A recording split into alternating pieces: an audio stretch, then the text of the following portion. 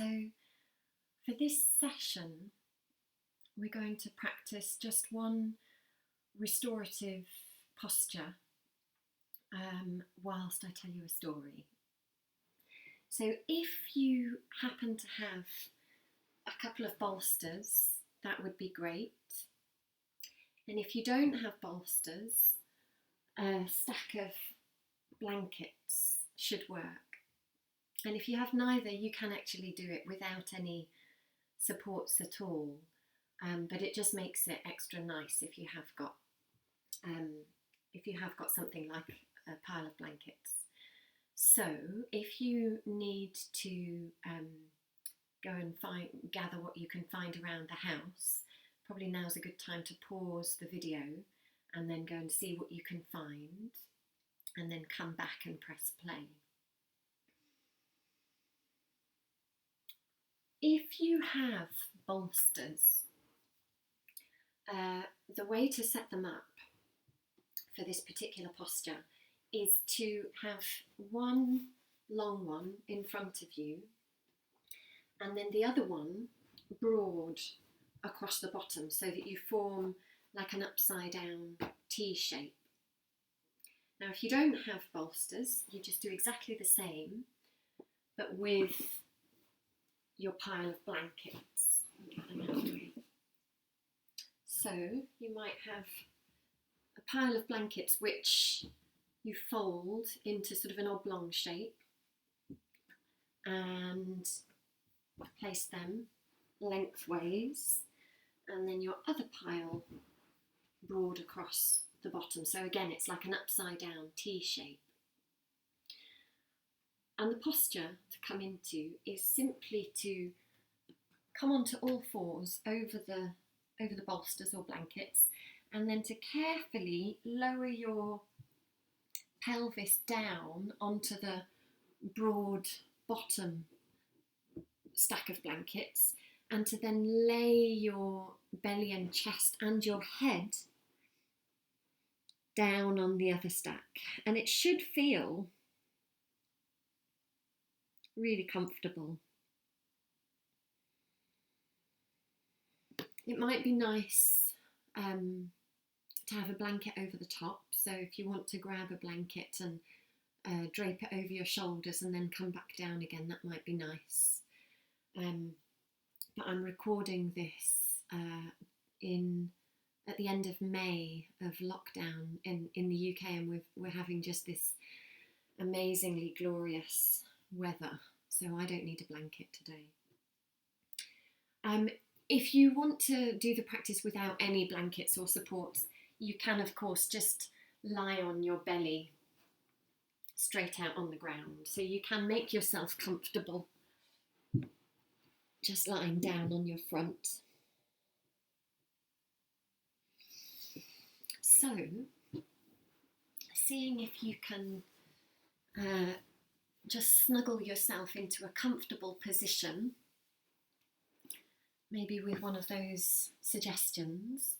The story that I want to tell you is called The Three Golden Hairs. And a rendition of this story can be found in this book, I don't know if you can see, Women Who Run With the Wolves by Clarissa Pinkola Estes. But it's quite an old story, so you might already know it from somewhere else.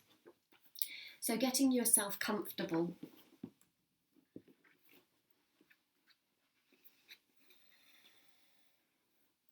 And I'll tell you the story.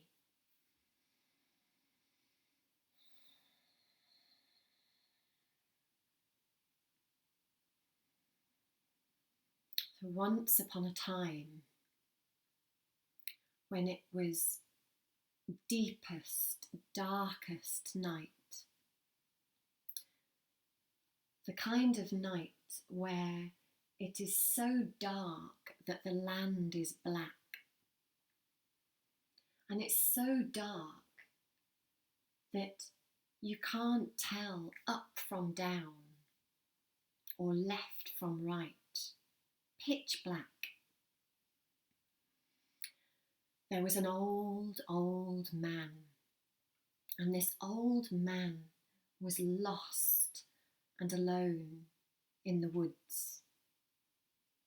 And he was struggling to find his way out of the woods. And it was so dark that he couldn't tell whether he was going round in circles or going back and forth. And he was exhausted, and his whole body ached, and he was overwhelmed with fear. And he would reach out and grab hold of a branch and pull himself forwards. And then he would fall back and reach another branch and pull himself forwards. And somehow this rocking motion forwards and back,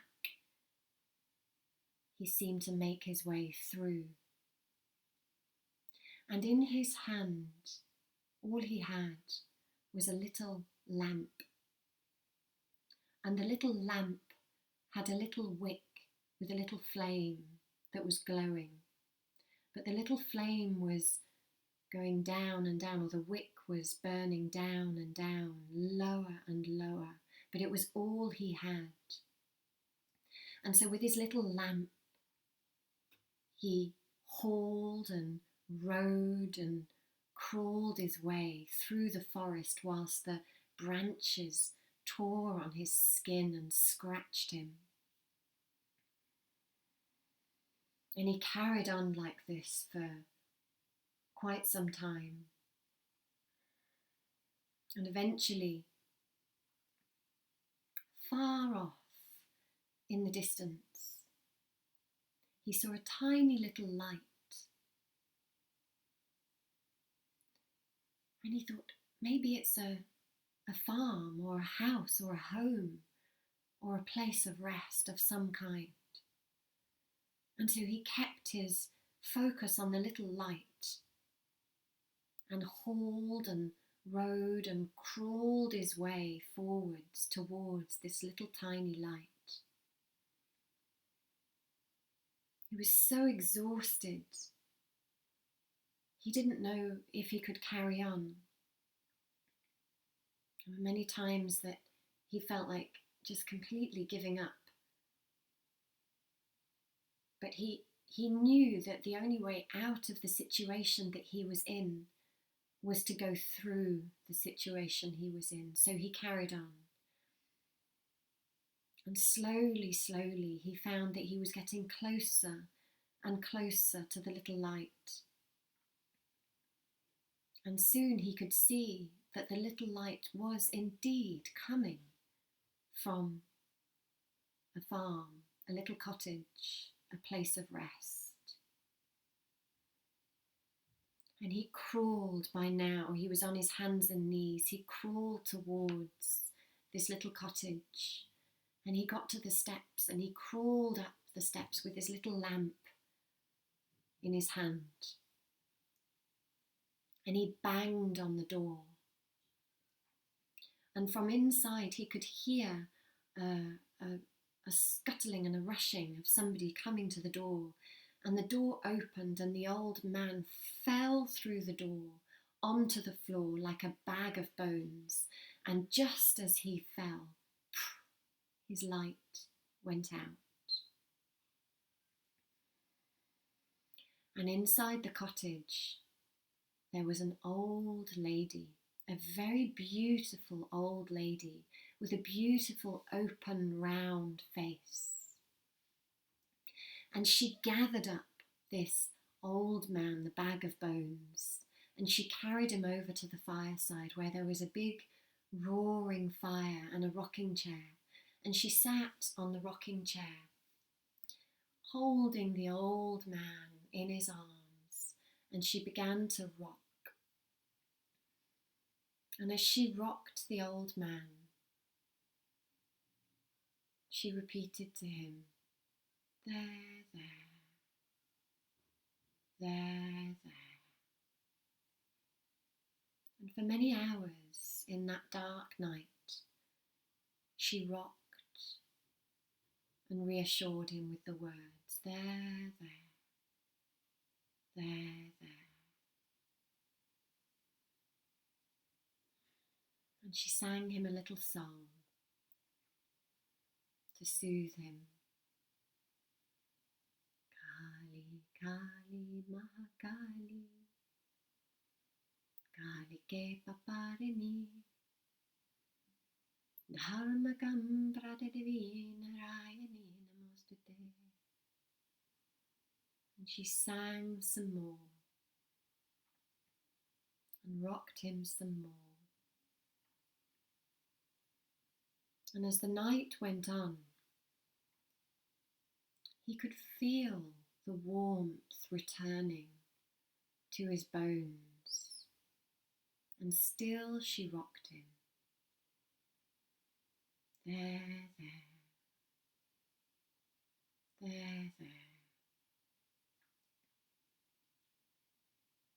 And soon the skin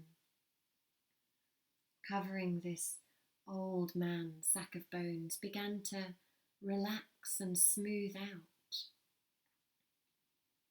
And as the night went by, the old man began to grow younger, and still she rocked him. And when it was almost morning, when morning was approaching, the old man had been transformed into a young man.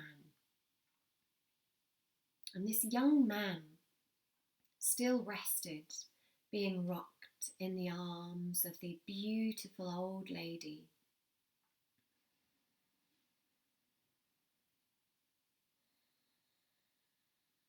And by the time the sun was beginning to approach, just behind the horizon, the old man by this time had been transformed into a young man, just a toddler he was now.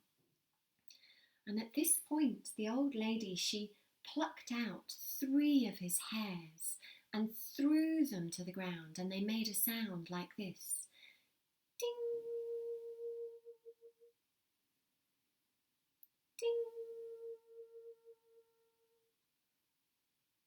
Ding! And just as the 3rd hair landed on the ground, the sun came up from behind the horizon, and the little boy now leapt off the lap of the old lady, ran over to the door, opened the door, and just before he ran out, he turned and he gave the old lady a beautiful smile. And then he turned back and ran outside and leapt up into the sky and became the morning sun.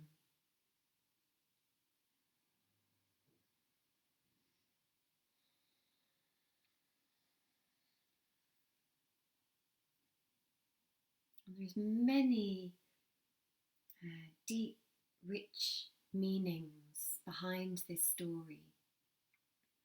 And one of the meanings is that when we are exhausted and overwhelmed, and when our bones are aching and we don't know what to do to get out of the situation that we're in, the absolutely wrong thing to do is to rush around trying to sort out or resolve the problem. And the right thing to do is to find a little light in the dark. And that little light in the dark often comes in the form of rest.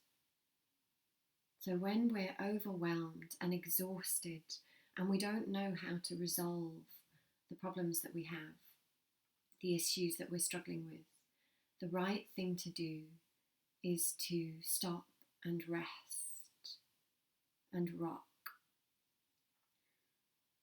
in the way that perhaps you are doing now, resting with the breath rising and falling, and the ebb and the flow of the breath, rocking you.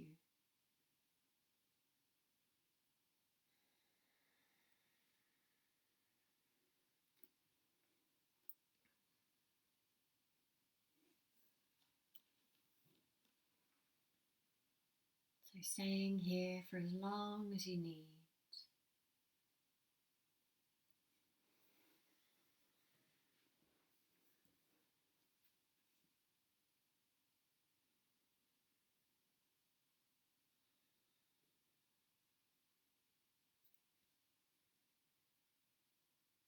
Blessed Mother, keep them safe, and all around who love them. Hold them closely as they dream, amidst the moon and stars above them. Let them know that they are loved, and keep sad days far and few, and hold them here in perfect peace, till morning breaks anew.